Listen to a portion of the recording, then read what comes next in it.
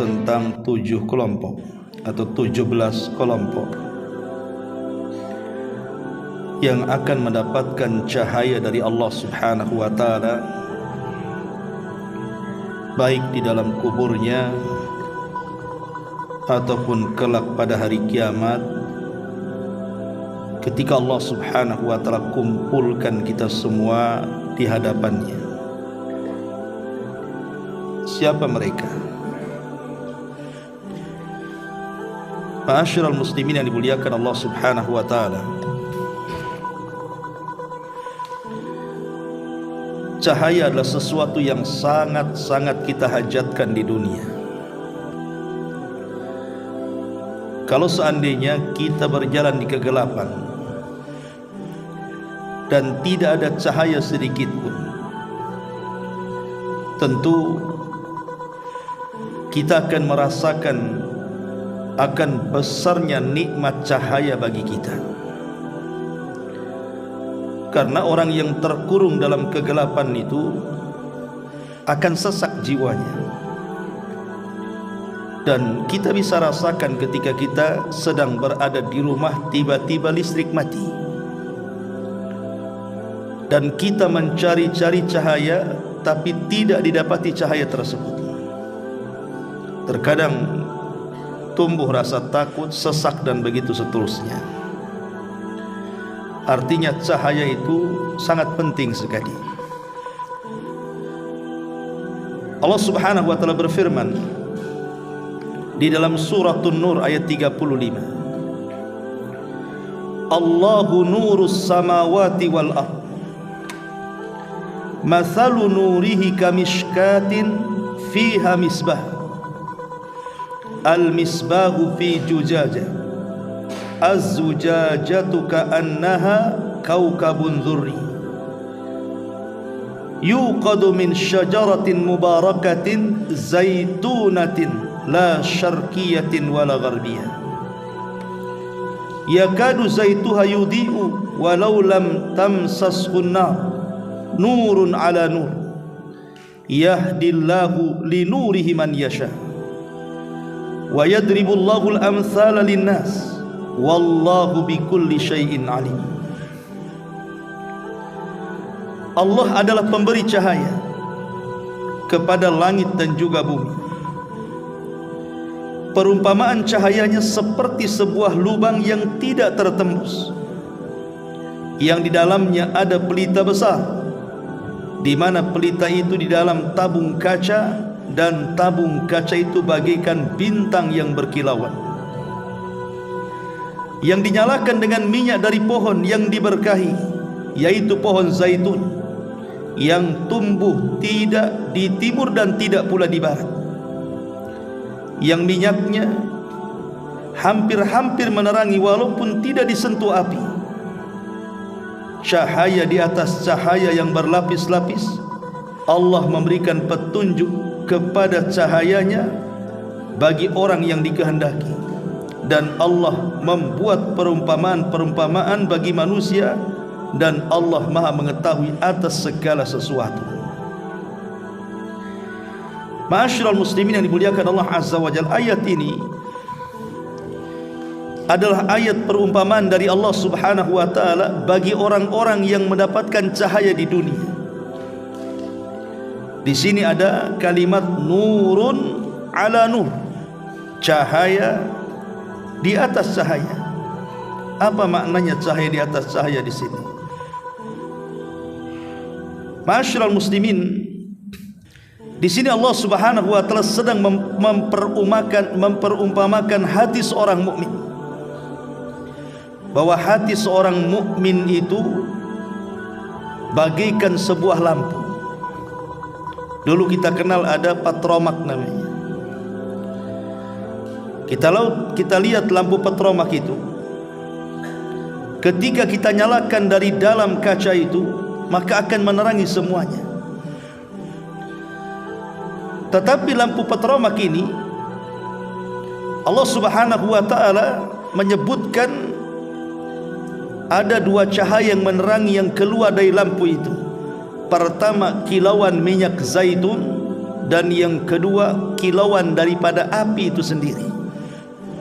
Jadi nur ala nur, cahaya dari minyak zaitun dan cahaya dari api yang menerangi sekitarnya. Itulah hati seorang mukmin, bercahaya dari dalam dan cahaya dari dalam menerangi keluar daripada hatinya.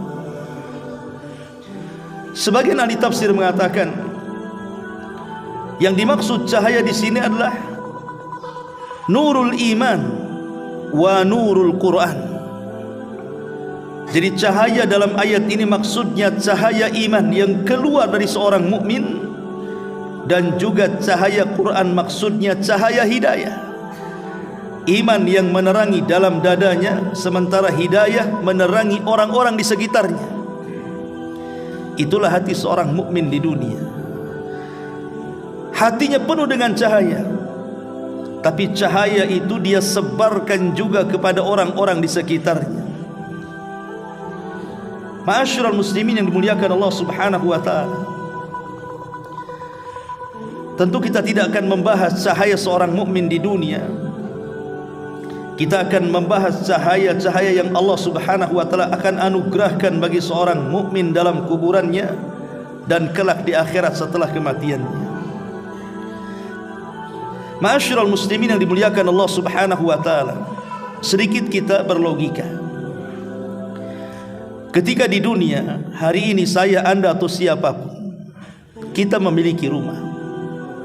Sebagian kita memiliki istri dan anak-anak serta tetangga, bahkan teman-teman yang baik, baik di masjid atau di luar masjid. Anda bayangkan kalau seandainya tiba-tiba kemudian Allah wafatkan kita, kemudian Allah masukkan kita ke sebuah ruangan yang sempit hanya 1 meter kali 1,5 meter. Tiba-tiba kemudian kita diasingkan dari manusia, kemudian digelapkan lagi di dalamnya. Kira-kira perasaan kita seperti apa? Jangan lagi cerita kita diasingkan dalam kuburan kita. Seandainya kita dipenjarakan di satu ruangan, tidak ada manusia yang mengunjungi kita, tidak ada kipas, tidak ada AC, tidak ada TV, tidak ada handphone. Kita hanya sendirian di situ. Lampu pula digelapkan di situ. Mungkin kita tidak akan tahan lama dalam ruangan itu. Tetapi kalau seandainya ada sedikit cahaya dalam ruangan itu, tentu akan melegakan hati kita. Apalagi kalau cahaya itu kemudian betul-betul menerangi dalam kuburan kita, tentu akan lebih menenangkan lagi. Ini baru cerita kubur nih, belum cerita akhirat.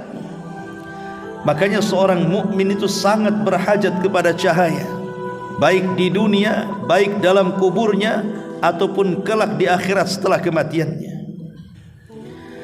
Tidak memperpanjang mukaddimah, yang pertama di antara sebab-sebab orang akan mendapatkan cahaya adalah al-imanu billah, beriman kepada Allah Subhanahu wa taala, menjauhi kemunafikan.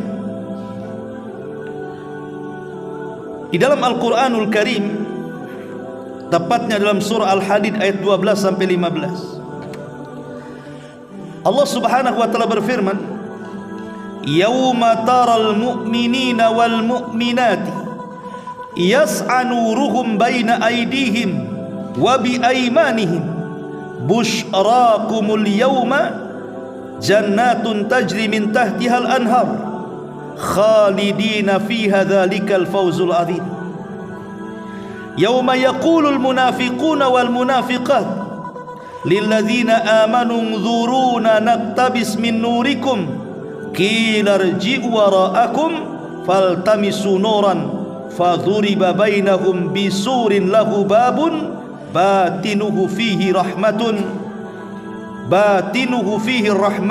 wa zahiruhu min kibalihil adzab."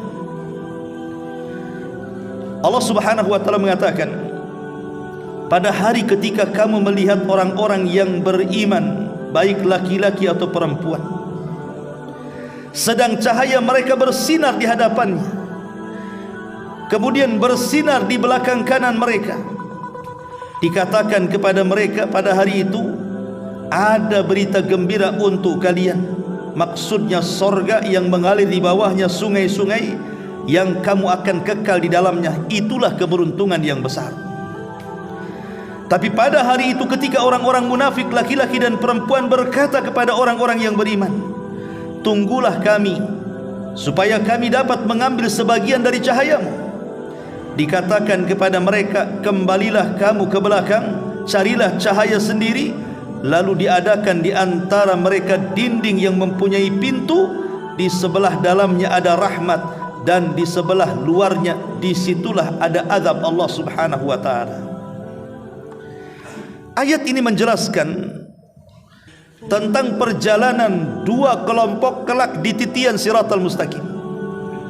Jadi ketika semua proses sudah dilalui, mulai daripada syafaat, kemudian hisab, kemudian timbangan, kemudian pengambilan catatan dan macam-macam peristiwa, dan orang-orang kafir sudah dimasukkan ke dalam neraka, maka sisa dua kelompok. Pertama orang-orang yang beriman, yang kedua orang-orang munafik. Kenapa orang-orang munafik mereka tidak dimasukkan seperti orang kafir ke dalam neraka, tapi dilewatkan kepada titian? Di sini Allah Subhanahu wa taala hendak membalas mereka karena ketika di dunia mereka suka menipu Allah, menipu orang-orang yang beriman, maka sekarang mereka akan ditipu Allah dan orang-orang yang beriman di titian itu. Al jaza min jinsil amal. Jadi ketika kemudian jembatan itu betul-betul dibentangkan di antara neraka jahanam, disitulah orang-orang yang beriman akan diberikan cahaya sebagaimana amalan mereka di dunia. Ada cahayanya terang sekali, ada yang juga redup sekali, tapi tetap diberikan cahaya sesuai dengan amalannya. Lah orang-orang munafik diberikan cahaya tetapi kadang bercahaya, kadang pula gelap. Lah ketika orang-orang munafik mulai kemudian meniti titian itu, tiba-tiba kemudian cahayanya hilang. Sementara orang-orang yang beriman, mereka tidak pernah padam cahaya itu. Kemudian di tengah titian itulah orang-orang munafik menghadang orang-orang yang beriman dan mengatakan, umdzuruna naqtabis min nurikum. Bisa enggak aku berjalan dengan kalian? Aku ikut cahaya kalian. Tetapi orang-orang yang beriman tidak mau tertipu dengan orang munafik. Mereka mengatakan, irji'u wara'akum faltamisu nura. Oh, tidak bisa. Kalau engkau ingin mendapatkan cahaya, balik lagi kau ke belakang. Ketika orang-orang munafik ini kemudian balik ke belakang, tiba-tiba Allah Subhanahu wa ta'ala kemudian Allah katakan, faduriba bainahum bisurin lahu babun batinuhu fihi rahmah wa zahiruhu min kibalil adzab. Lalu kemudian dibuat di antara mereka dinding yang mempunyai pintu, di sebelah dalamnya ada rahmat dan di sebelah luarnya dari situlah ada siksa Allah Subhanahu wa taala. Ketika pintu itu dibuka, rupanya dia harus masuk ke dalam jahannam. Naudzubillah. Maka dari sini ikhwatu fillah memuliakan Allah Subhanahu wa taala, sebab pertama mendapatkan cahaya adalah al-iman. Iman kepada Allah Subhanahu wa taala dan jauhi kemunafikan. Kemudian yang kedua, hifdzus salawat, menjaga salat-salat 5 waktu, terkhusus salat fajar. Disebutkan dalam hadis Abi Malik Al-Ash'ari radhiyallahu anhu, dia mengatakan, Rasul mengatakan, as-salatu nur. Salat itu cahaya. Salat itu cahaya. Kata para ulama, dikatakan bahwa fa inna mimma yunawwiru qabral muslim al-a'malus salihatu kulluha wa khassatun as-salatu was-sabr. Amalan-amalan yang bisa memberikan cahaya bagi seorang mukmin dalam kuburannya adalah seluruh amal saleh, terkhusus salat dan sabar. Karena Allah Subhanahu wa taala mengatakan wasta'inu bis sabri was salah. Mintalah pertolongan kepada Allah dengan salat dan sabar. Dan Nabi SAW mengatakan wassalatu nurun, dan salat itu adalah cahaya. Maka orang yang banyak melakukan salat di dunia, maka dia akan paling terang cahayanya pada hari ketika Allah wafatkan dan dimasukkan ke dalam kuburnya. Nabi SAW mengatakan wafsah lahu fi qabrihi wa nawwir lahu fihi. Luaskan kuburannya, hantarkan cahaya ke dalamnya. Ma'asyiral muslimin yang dimuliakan Allah Subhanahu wa taala, maka amalan yang kedua, perbanyak salat. Bahkan Nabi SAW mengatakan dalam sebuah hadis dari Anas ibn Malik radhiyallahu an, basyaril masyaina fi dhulami ilal masajid bin nurit tam yaumal qiyamati. Kata Nabi SAW, habar gembirakan kepada mereka orang-orang yang berjalan di tengah kegelapan-kegelapan menuju masjid-masjid dengan cahaya yang sempurna pada hari kiamat. Para ulama mengatakan maksudnya dalam hadis ini adalah menjaga salat, terutama dua salat yang berada dalam kegelapan. Pertama salat Isya, dan yang kedua salat subuh. Itulah dua salat yang dilakukan dalam kegelapan.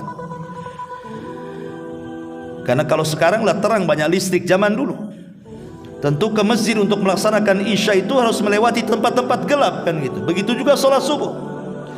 Maka orang yang menjaga salat Isya dan subuh, maka mereka akan mendapatkan kesempurnaan cahaya pada hari kiamat. Al-Imam Ibn Rajab Al-Hambali rahimahullahu ta'ala, dia mengatakan wahiyya fil akhirati nurun lil mu'mini fi dhulumatil qiyamati wa ala sirati fa innal anwara tuqsamu lahum ala hasbi a'malihim. Dan kelak di akhirat, kata Imam Ibn Rajab, kelak di akhirat amalan-amalan seperti salat itu akan menjadi cahaya bagi kaum muslimin di tengah-tengah kegelapan hari kiamat, di tengah-tengah kegelapan di atas titian sirat. Karena sesungguhnya cahaya-cahaya itu akan dibagikan kepada mereka sesuai dengan amalan-amalan mereka di dunia. Oleh karena itulah ma'asyiral muslimin yang dimuliakan Allah Subhanahu wa taala, jaga salat. Siapa yang banyak berdiri di dunia, maka akan sedikit berdiri di akhirat. Dan siapa yang banyak salat di dunia, maka cahayanya akan lebih besar lagi di akhirat. Ini yang kedua. Yang ketiga, mengerjakan salat Jumat. Mengerjakan salat Jumat. Nabi SAW mengatakan, an Abi Musa al-Ash'ari radhiyallahu anhu, Nabi mengatakan, inna Allah tabaraka wa ta'ala yab'atsul ayyama yawmal qiyamati ala hayatiha wa yab'atsul jum'atu zahra'a muniratu ahluha yakhuffuna biha kal arush tuhda ila karimiha tudi'u lahum yamshuna fi dawiha alwanuhum kathalji bayadan wa rihuhum tasta' kal miski yahuduna fi jibalil kafur yanzuru ilaihimus thaqalani la yadrafuna ta'ajjuban hatta yadkhuluna al-jannah la yukhalituhum ahadan illa al-mu'adhdhinuna al-muhtasibun.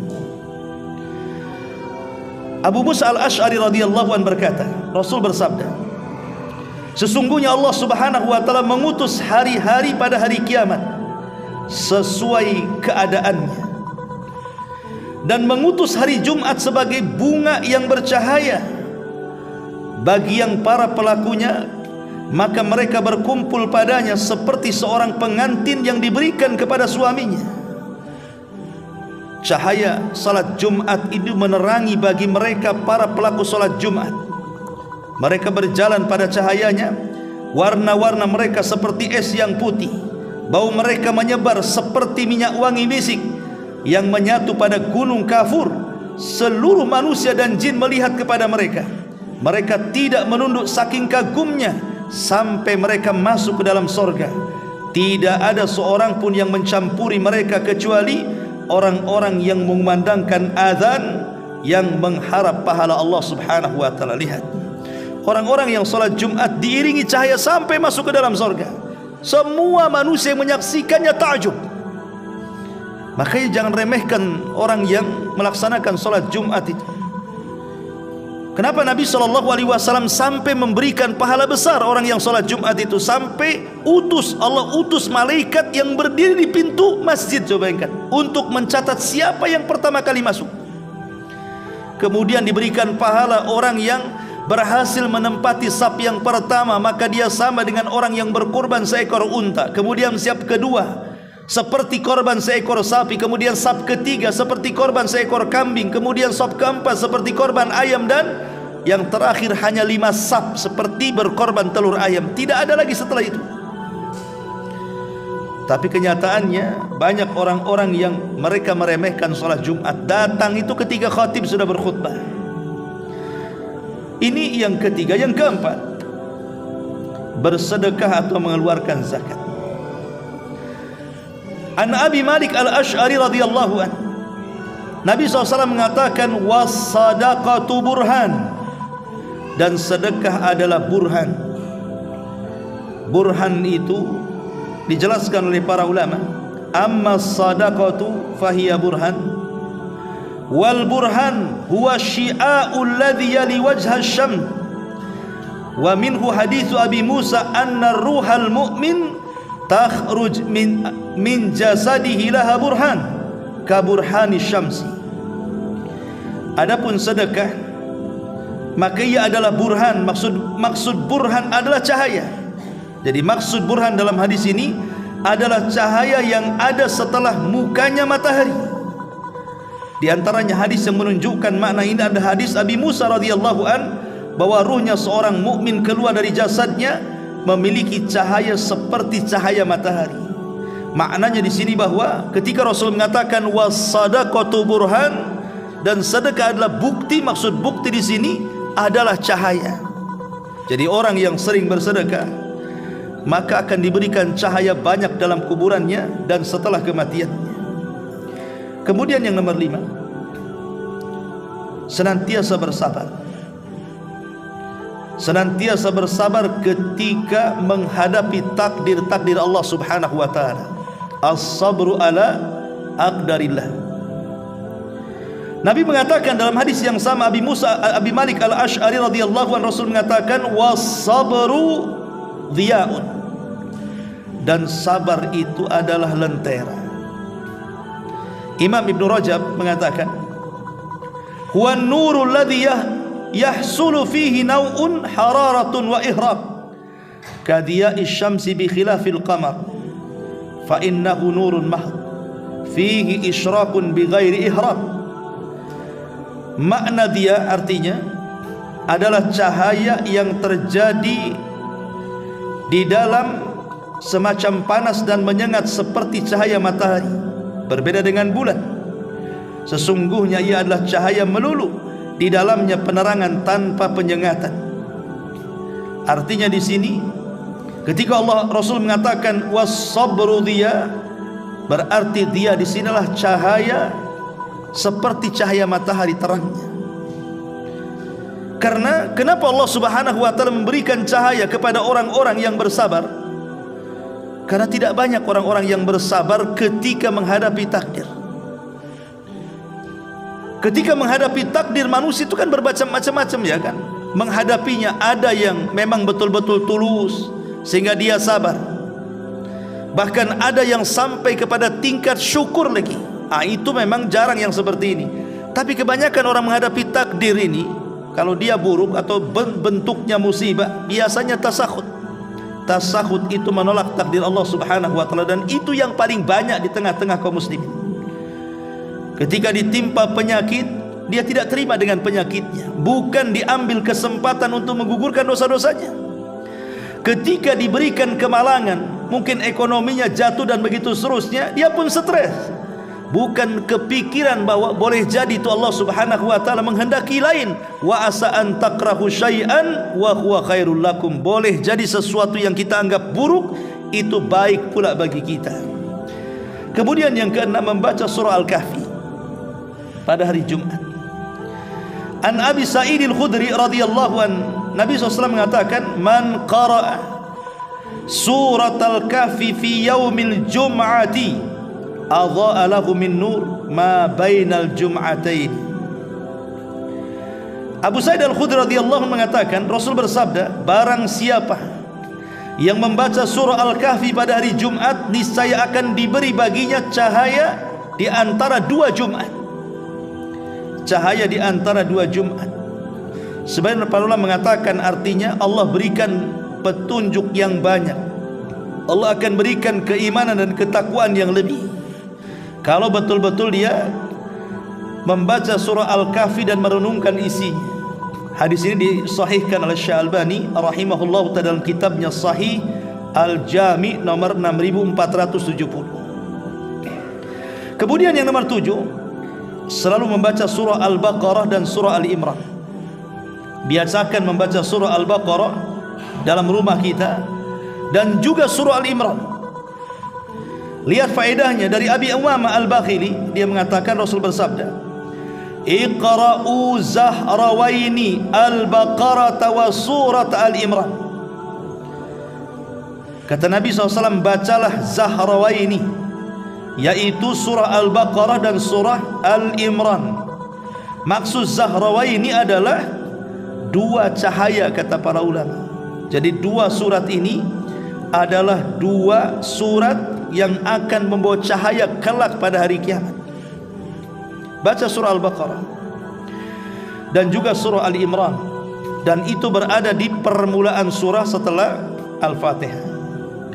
Kemudian yang nomor 8, mempelajari Al-Quran dan juga menghafalkannya.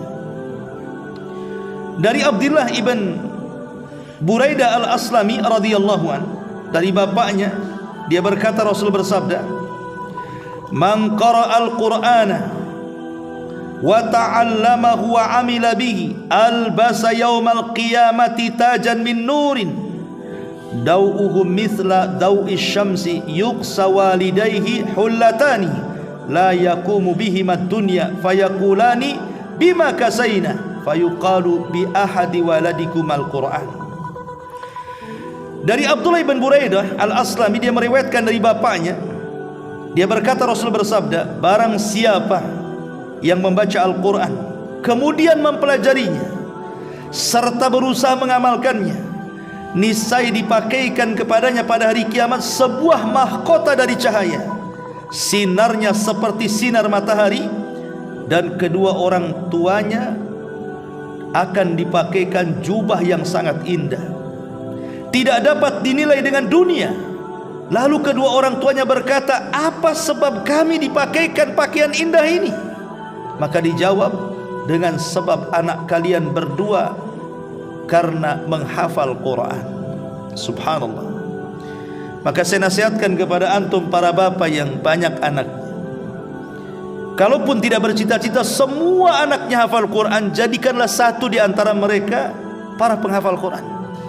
Bapaknya anda ada yang punya anak 5, 6, 7. Kalaupun tidak bisa semuanya hafal Quran, satulah di antara mereka arahkan kepada penghafal-penghafal Quran, supaya menjadi syafaat dan wasilah yang kelak akan mengangkat derajat orang tuanya dan akan memakaikan jubah yang sangat indah dan akan membahagiakan orang tuanya pada hari kiamat. Apalagi kalau umpamanya ada potensi dari anak kita itu, nampaknya anak yang satu ini cerdas, mungkin kecerdasannya di atas rata-rata. Ini kesempatan, masukkan kepada pondok-pondok tahfidz Al-Quran, supaya satu di antara mereka adalah yang membanggakan orang tuanya pada hari kiamat. Ini yang nomor 8. Yang nomor 9, berjihad di jalan Allah Subhanahu wa ta'ala. Allah Subhanahu wa ta'ala mengatakan dalam surah Al-Hadid 19, walladzina amanu billahi wa rusulihi ulaika humus siddiquna wasyuhada inda rabbihim lahum ajruhum wa nuruhum walladzina kafaru wa kadzdzabu biayatina ulaika ashabul jahim. Dan orang-orang yang beriman kepada Allah dan Rasulnya, mereka itu orang-orang siddiqin dan orang-orang yang menjadi saksi di sisi Tuhan mereka, bagi mereka pahala dan juga cahaya.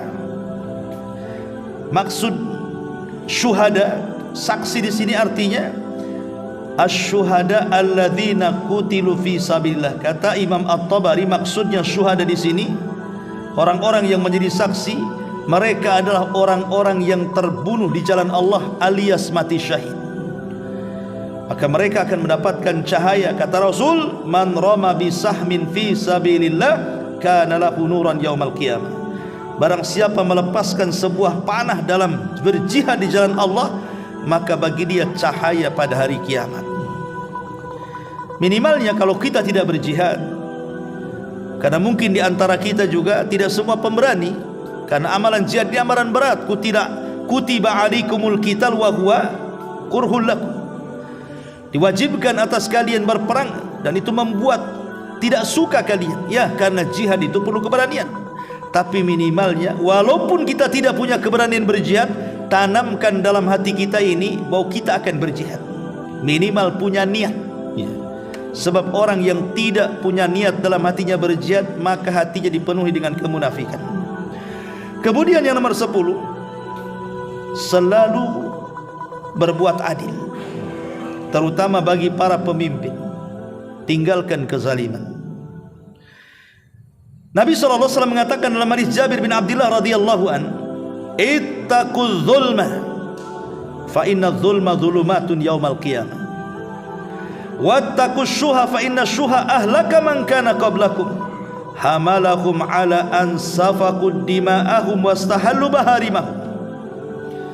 Kata Nabi, jauhilah kezaliman, karena sungguh kezaliman adalah merupakan kegelapan-kegelapan pada hari kiamat. Orang zalim tidak akan diberikan cahaya. Maknanya orang adil akan diberikan cahaya.